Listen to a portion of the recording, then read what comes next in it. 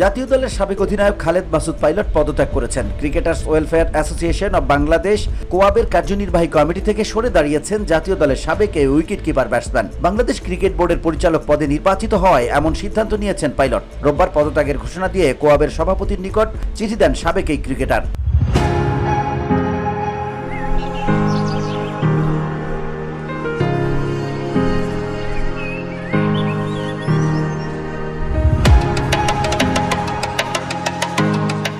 কোয়াব সভাপতিকে পাঠানো চিঠিতে পাইলট লিখেছেন, cricketers welfare association of Bangladesh কোয়াবের নির্বাহী সদস্য হিসেবে দায়িত্ব পালন করা আমার জন্য অত্যন্ত সম্মান ও গর্বের বিষয় ছিল। সম্প্রতি আমি বাংলাদেশ ক্রিকেট বোর্ডের পরিচালক হিসেবে নির্বাচিত হয়েছি। তিনি আরো লিখেছেন, উভয় সংস্থার স্বচ্ছতা ও অখণ্ডতা বজায় রাখার জন্য আমি কোয়াবের নির্বাহী সদস্য পদ থেকে পদত্যাগ করা উচিত মনে করছি।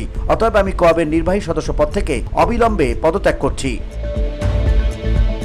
বাংলাদেশের ক্রিকেটারদের সংগঠন কোয়াবের নির্বাচনে বিনা প্রতিদ্বন্দ্বিতায় নাজমুল হোসেন শান্ত, মেহেদী হাসান মিরাজদের সঙ্গে নির্বাচিত হয়েছিলেন pilot.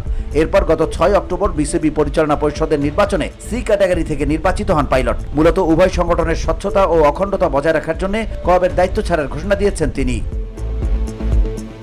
VOD Bangla news desk.